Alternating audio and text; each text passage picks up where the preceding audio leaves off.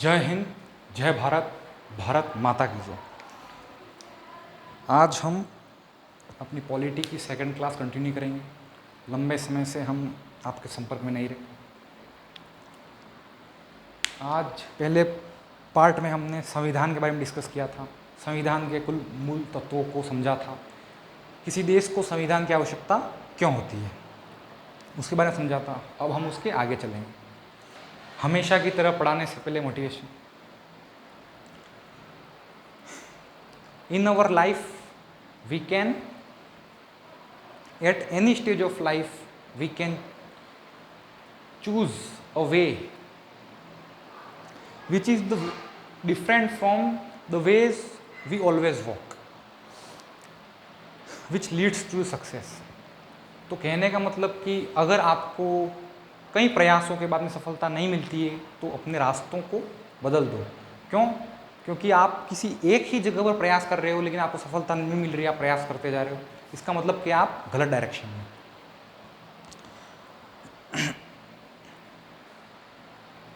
जैसा कि हम संविधान के बारे में पढ़ रहे हैं, तो संविधान क्या होता है? तो जिस प्रकार किसी स्कूल को चलने के लिए कुछ पर्टिकुलर लॉज होते हैं, नियम कानून होते हैं कि इतने बजे स्टूडेंट स्कूल में इंटर होगा, इतनी फिक्स टाइमिंग पर प्रार्थना होगी, पहला पीरियड हिंदी का होगा, दूसरा पीरियड इंग्लिश का होगा, अंतिम पीरियड खेल का होगा, और एक साल में परीक्षा होगी। भाई फर्स्ट टेस्ट होगा, सेकंड टेस्ट होगा, लास्ट में उस स्टूडेंट को फाइनल देना होगा।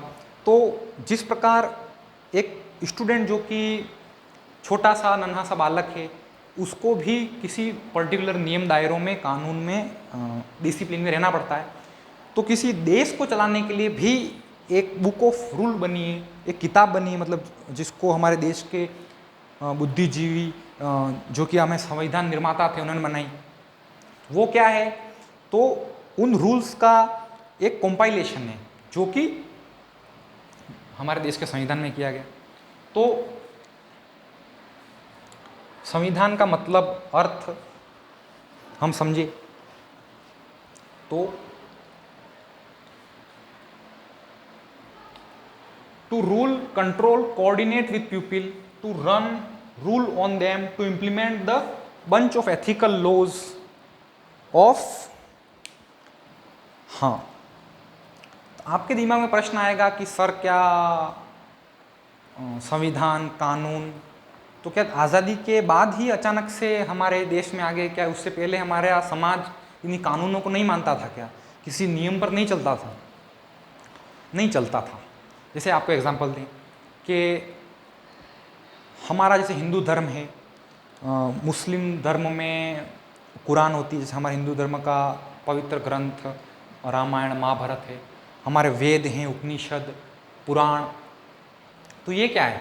तो ये हमारे धर्म के लोगों को चलाने के लिए एक पर्टिकुलर नियम है कि जैसे कि एक बालक होता है, उसमें 16 संस्कार होते हैं कि जन्म से लेकर उसके मृत्यु तक के सारे संस्कार होते हैं कि जन्म पर उसे लंबे समय तक धूप नहीं दिखाई जाती है, फिर उसके जन्म के 15 दिन बाद धूप दिखाई जाती है, फिर फर्स्ट में उसके मुंह में हल्की सी चीनी देकर उसमें उसे अन्न चटाया जाता है।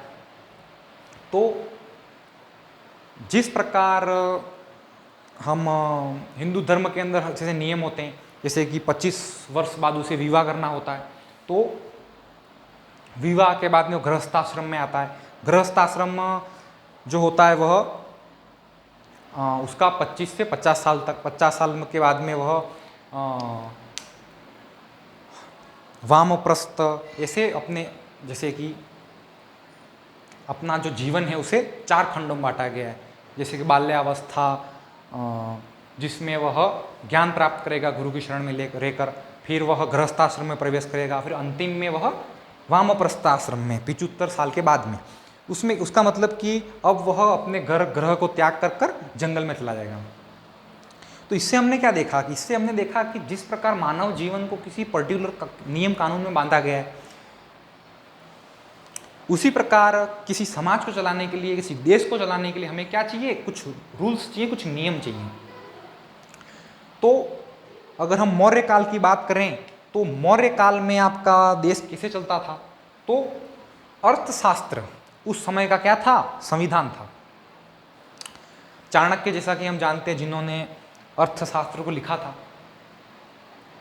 जो कि चंद्रगुप्त मौर्य के गुरु थे। अगर हम मनुस्मृति की बात करें तो 5000 वर्ष मनु द्वारा लिखित एक पुस्तक थी, जो कि आपके वैदिक काल में हमारे समाज को किस प्रकार चलाया जाए उसकी जानकारियाँ इसमें लिखते हैं। तो संविधान के अंदर इन सभी तत्वों के अंदर जो अच्छी अच्छी चीज़ें थी, जो अच्छे एक्सट्रैक्ट थे, उन एक्सट्रैक्ट को भी हमारे संविधान में डाला गया है। अब हम संविधान पढ़ते हैं तो संविधान में सबसे पहले क्या होता है, भाई सबसे पहले प्रीएम्बल होता है, अनुच्छेद होते हैं, अनुसूचियाँ होती हैं, ये वो आगे की बात है। तो आज़ादी से पहले हमारे पास ऐसा क्या नहीं था जो आज़ादी के बाद हमें उसे आवश्यकता पड़ गई। तो संविधान में हमें एक शब्द मिलता है जिसको हम कहते हैं सोवरेन। क्या कहते हैं, सोवरेन, जिसे हम हिंदी में कहते हैं संप्रभु। आप कहोगे कि सर ये संप्रभु क्या होता है। संप्रभु का मतलब अगर हम सिंपल भाषा में कहें तो मैं क्या कपड़े पहनूंगा, मैं किस प्रकार की हेयर स्टाइल रखूंगा, मैं किन लोगों से मित्रता रखूंगा, ये सारे फैसले मेरे अपने होंगे। तो मुझे ना कोई जैसे मुझे कोई कंट्रोल नहीं कर सकता। जैसे कि मैं अपने घर में किस पसंद का खाना खाना चाहूँगा, जैसे कि आप नॉर्मल देखोगे आपकी मम्मी कहेंगे नहीं नहीं आप तू ये शर्ट नहीं पहनेगा, ये कपड़े तो हमने आपके कहीं शादी पार्टी में जाने के लिए अवेयर रखें। तो ये तो चलो छोटा मोटा फाउंडेशन फैमिली में होता है। तो संप्रभु का मतलब क्या है, संप्रभु का मतलब कि कोई देश अपने सारे आंतरिक फैसले किसी विदेश से रखने वाले अपने विदेशी संबंध, देश में कोई कानून लागू करे या न करे, वो सभी फैसले कौन लेगा,